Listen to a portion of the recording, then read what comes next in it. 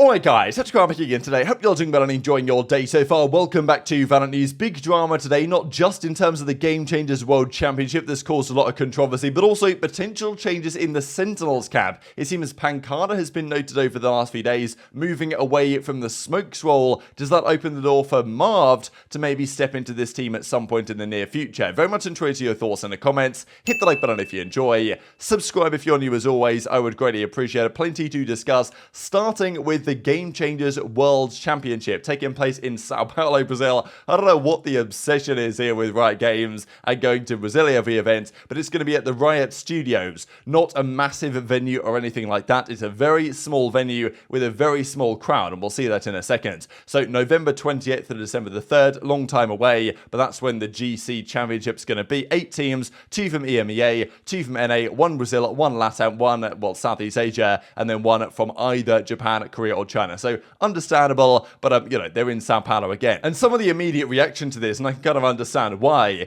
is that let's just say Brazil isn't the most welcoming of countries to LGBTQ inclusivity generally, at least, and that's been some of the discussions. The Misfits Katie reckons it's pretty sad that they would host the tournament here, and I don't know, it's obviously a bit of a controversial subject anyway. But what I think is maybe more interesting is the number of spectators. So there's only 150 spectators allowed at this studio. So the World Championship is going to have a very small audience in attendance, and even Zekan says absolute garbage to have 150 spectators, because they definitely could sell more tickets, right? There definitely would be more interest in this, because GameChangers is pretty big in Brazil. They've got a pretty good team over there, so you can understand why there was quite a lot of backlash to this. However, Riot have a different perspective, and I can understand their perspective as well. So there was actually, they released this documentary looking at Cloud9 White's journey at last year's GameChangers Championship, saying that this is a big part of building the sport, making GameChangers a big part of it, and that's of course Leo Faria, head of VALORANT at Riot Games, and then he discusses why they've made this choice about the venue, and I can understand this, right? So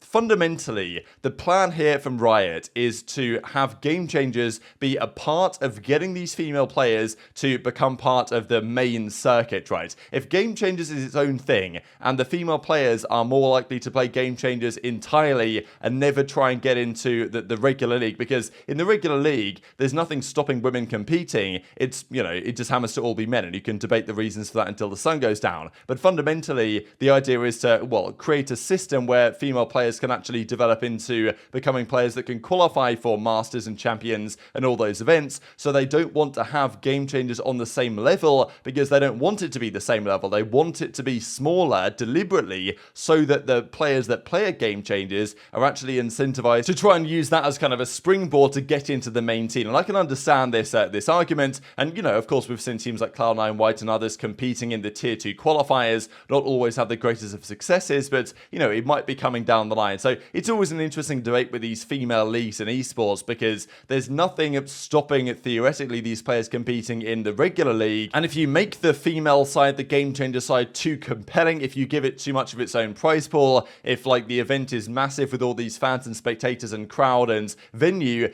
then there's no reason for those players to actually try and make it into the kind of the regular league, as it were. They would just prefer to stay in GameChangers, and yeah, that's kind of the debate you have as to whether that's actually better or worse for the female player base, you could say. It's a bit of a controversial one, but yeah, the statement, we're not trying to grow GameChangers to the size of Masters and Champions, we want women playing at Masters and Champions. So you can understand that perspective, I think, as well. Some are going to disagree, some are going to agree. Definitely interested in your thoughts on that in the comments section below. Wanted to speak a few things about Rostermania, and first of all, a key point in the kind of, the report of Rostermania, I suppose, with George Guedes released from .esports. I'm sure that George is going to find another place soon, because, obviously controversial figure at times in the Valorant scene, from especially what the Reddit have to say, but in general, a very valuable asset, I think, to the scene. And I'm sure he's going to land on his feet at another publication very soon, but he does mention the reason as to why. So the Gamers Group had bought out .esports relatively recently, and there's been this crisis around the Silicon Valley banking situation,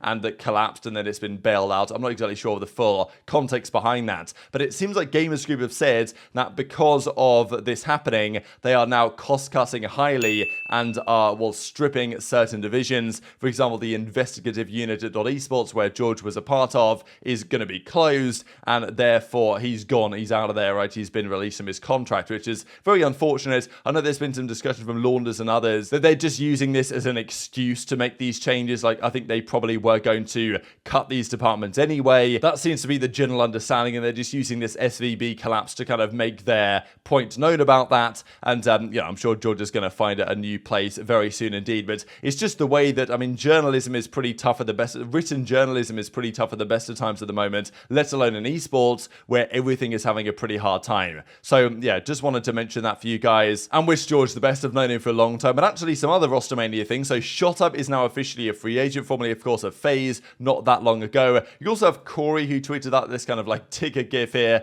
I don't know if this is related to his personal life or whether it's related to his performances on the team lately. So, yeah, TSM Corey, no guarantees he's going to be there. Certainly, Tier 2 Rostermania has been a big talking point lately, but maybe Tier 1 Rostermania soon enough as well. We'll see with Sentinels here in a second. Now, also this to note for Mad Lions, they underperformed from where they want to be in Group B. Yes, they were in a pretty tough group there with M80 and the Guard and others, but Bjor has actually been noted here playing with the Mad Lions guys. It seems like Zekro is on his way out. So, he was scrimming with Mad Lions right here. This is a pretty, seems like a pretty decent idea, to be honest. And Zekro was spotted practicing, or playing ranked, when on the right-hand side, you can see Mad Lions in a practice together. So, it seems like Zekro might be gone, and potentially Bjor is the replacement man for Zekro. So, some changes will happen in Tier 2. That might be one of them. This is the other key piece of news here from Noyan. He's been, very much involved in leaking things from the Brazilian scene. I believe he maybe leaked initially when this Sassy Pancada trade was going to be going down and Sentinels were going to be signing these guys. But Pancada has been noted in the last few days in ranked North America, only playing on what basically says Sentry, but effectively Sentinel or Lurker role. Are changes coming? So Pancada was brought into this team to effectively be the Smokes player. Now look, many Smokes players don't necessarily like being the Smokes player, and maybe Pancada's just doing this purely to get practice on other agents. However, this is interesting timing to say the very least, just because only a few days ago, Sentinels signed a very well-known Smokes controller player in Marved, who is arguably one of the best in the world at that particular role, if not the best at times, to their team. And now Pancada, their current Smokes player, is spotted playing different roles in ranked and getting, different practice with other possibilities. So Noyan reckons, are changes coming here? If Pancada, is he going to move to a Sentinel role, and therefore they need a Smokes player, and who's going to take up that mantle? So generally for Sentinels, it's Pancada's on the Smokes, and they kind of swap things around. Sometimes Sassy is on the Sova and Sentinel roles, sometimes it's Dephh on those roles, sometimes TenZ is even on the KO. So they do like to switch things around a fair bit within that camp, but generally it's going to be either the IGL in Dephh, or it's going to be sometimes Sassy that's going to be on the Sentinel role. So if they're switching things around, it's possible, right, that maybe Sassy is going to be the controller, but that would be kind of weird,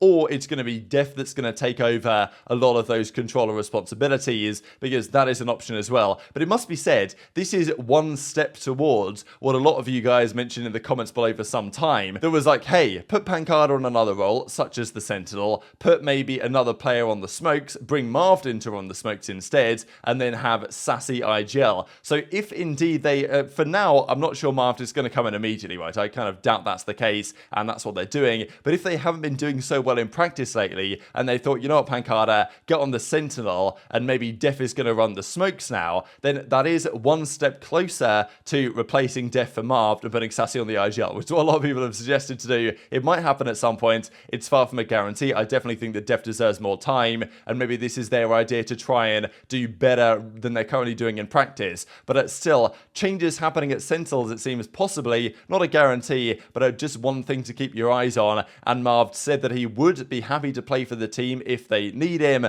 For now, he doesn't expect them to. He obviously likes being over in Toronto, but it makes perfect sense for Marved being on Sentinels, and yeah, he's probably going to get his time to shine in this team at some point in the future, I'd imagine, if this team doesn't dominate. The other thing just to mention from Zelsis was that he tweeted this out, like Simon Cowley just says, brilliant here, and this was deleted shortly afterwards. Just wanted to mention it because don't know what's happening with Cloud9, but we understand that Ye and Vanity are gone. We don't know what the situation was with the rest of the team. Were they, were their salaries cut? Were they kept on the same salary? What's going on there? Are they signing players that are any good? We obviously heard the rumours of the players they're looking to bring in, Rooney, of course, and Jake, right, to their team. Is Zelsis playing with these guys and thinking, damn, we're getting absolutely fried? Or is this an entirely slightly different story for Xeltis anyway, kind of difficult to say. And also just to close out the video here, just to mention of some of these agents that we were discussing, that for Haven, there really isn't much differential in these compositions. And this is to say that, you know, changes will arrive. We know, of course, that Killjoy is probably getting nerfed in the near future. But if you look around the world, most played composition on Haven in the Challengers Leagues. In NA, it's Jett, Breach, Sova, Omen, and KJ, and it's basically the same in every other region. Brazil prefers Raze over Jett, and they prefer Fade over Sova, and that's also what happens in France for Fade over Sova. But apart from that, with Astra actually over Omen in Malaysia and Singapore, it's just the same all across the board. So, you know, when a meta is getting relatively stale, you could argue, as this currently is, that's when changes will arrive. We know that Chamber is long gone from the meta, and Killjoy has been probably the most picked agent lately, and there's a good argument to say she's getting nerfed in relatively short order. But very much enjoyed your thoughts on all this stuff in the comment section below. Hit the like button if you enjoyed, subscribe if you're new, take care, and I'll see you next time.